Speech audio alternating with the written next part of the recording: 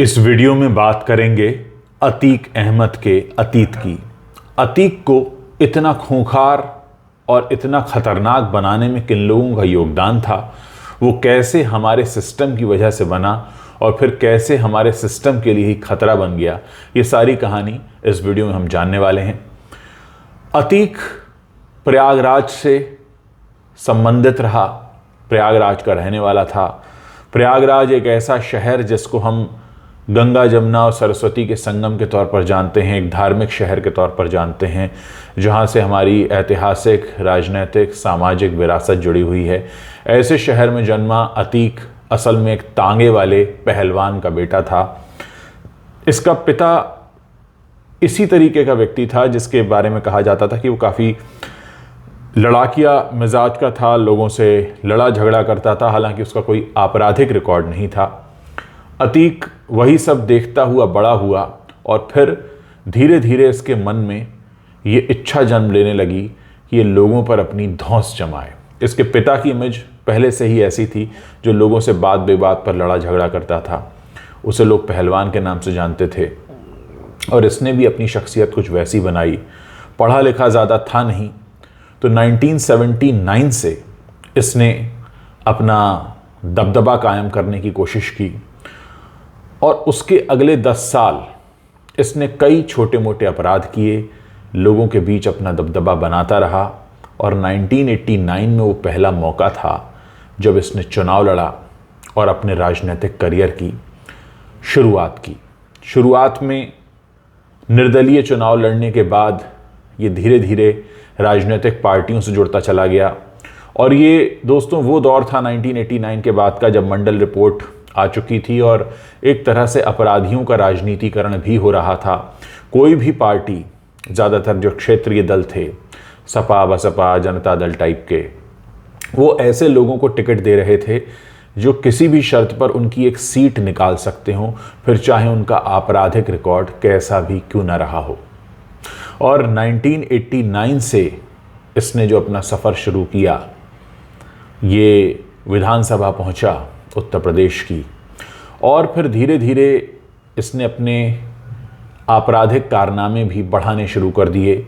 और कहीं ना कहीं उसे ये लगने लगा था कि अगर वो सिर्फ एक बदमाश रहता तो उस पर शासन प्रशासन की पकड़ बन सकती थी, लेकिन अब क्योंकि उसे राजनीतिक संरक्षण भी प्राप्त हो गया था, इसलिए उसने अपने अपराधों के कारनामों को और ज़ोर शोर से अंजाम देना शुरू किया, क्योंकि अब वो सिर्फ बदमाश नहीं रह गया था बल्कि माननीय भी बन गया था।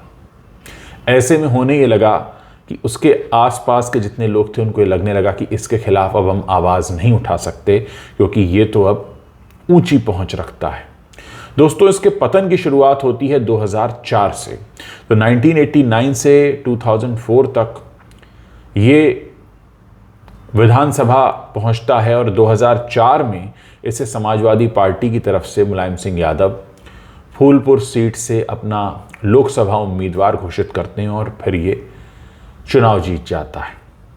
दोस्तों, इस वक्त हुआ ये कि जिस वक्त ये सांसद बनने का चुनाव लड़ रहा था, इसने अपनी विधायक वाली सीट अपने भाई अशरफ के लिए छोड़ दी।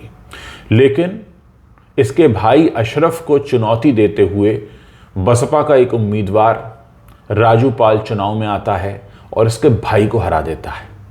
ये बात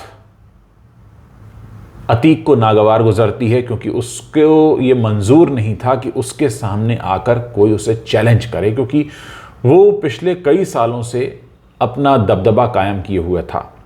अब वो मन में ठान लेता है कि वो राजू पाल जिसकी वजह से मेरा भाई चुनाव हार गया, विधायक की वो सीट जो मेरे पास रहा करती थी, मैंने अपने भाई के लिए छोड़ी और ये राजू पाल आ गया और ये चुनाव जीत गया, मेरा भाई चुनाव हार गया। इस बात को दुश्मनी मानते हुए उसने राजू पाल की सड़क पर खुलेआम हत्या करवा दी। और ये वो दौर था जब मुलायम सिंह यादव मुख्यमंत्री थे और प्रयागराज की पुलिस उस वक्त अतीक को आरोपी बनाने के लिए सबूत जुटा रही थी। और उस वक्त उत्तर प्रदेश के मुख्यमंत्री उस वक्त के मुलायम सिंह यादव आते हैं और भरे मंच पर अतीक को अपने साथ खड़ा करके ये कहते हैं कि अतीक निर्दोष है, अगर ये सरेंडर करेगा भी तो मेरा मान रखने के लिए, लेकिन अतीक पर कोई उंगली ना उठाई जाए। सोचिए कि जिस प्रदेश की पुलिस अतीक के खिलाफ सबूत जुटा रही थी, उसी सूबे का मुख्यमंत्री ये कह रहा है उसे साथ में खड़ा करके कि इसके खिलाफ कुछ नहीं मिलेगा क्योंकि ये निर्दोष है, और अगर ये सरेंडर करता है तो मेरा मान रखने के लिए। अब यही जो राजू पाल की उसने हत्या करवाई थी, क्योंकि राजू पाल ने इतनी जुर्रत दिखाई कि वो उसके भाई के सामने खड़ा हो, चुनाव में जीत जाए, ये जो उसने कांड किया, इसका जो गवाह बना उमेश पाल।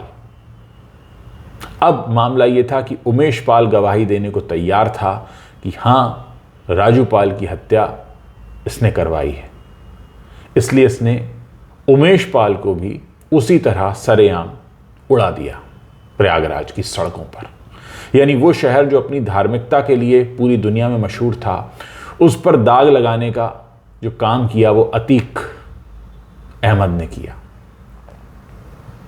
अब यहां से इसके पतन की कहानी शुरू होती है। इसके बाद से उमेश पाल हत्याकांड में फरार होना पड़ा, फिर ये पकड़ा गया, फिर मुकदमा चला, और ऐसा कहते हैं कि 1979 से लेकर और 2023 तक इन 44 सालों में 100 से ज़्यादा मुकदमे, बल्कि एक वक्त ऐसा भी आ गया था कि इसके ऊपर 250 से ज़्यादा मुकदमे थे, लेकिन सुनवाई किसी की नहीं हो रही थी क्योंकि इसके खिलाफ गवाही देने के लिए कोई आता ही नहीं था।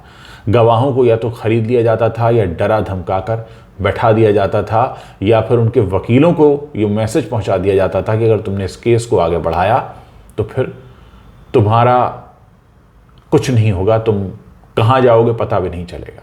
तमाम तरह के साम दाम दंड भेद देकर आप सोचिए कि लोगों की ज़मीनों पर अवैध कब्जे करना, ये सब करते रहना, साथ में चुनाव जीतना, विधानसभा पहुंचना, संसद पहुंचना, अपने पूरे परिवार को आपराधिक कामों में लिप्त रह करवा कर ये सारी सल्तनत चलाते रहना, ये अतीक अहमद 1979 से कर रहा था।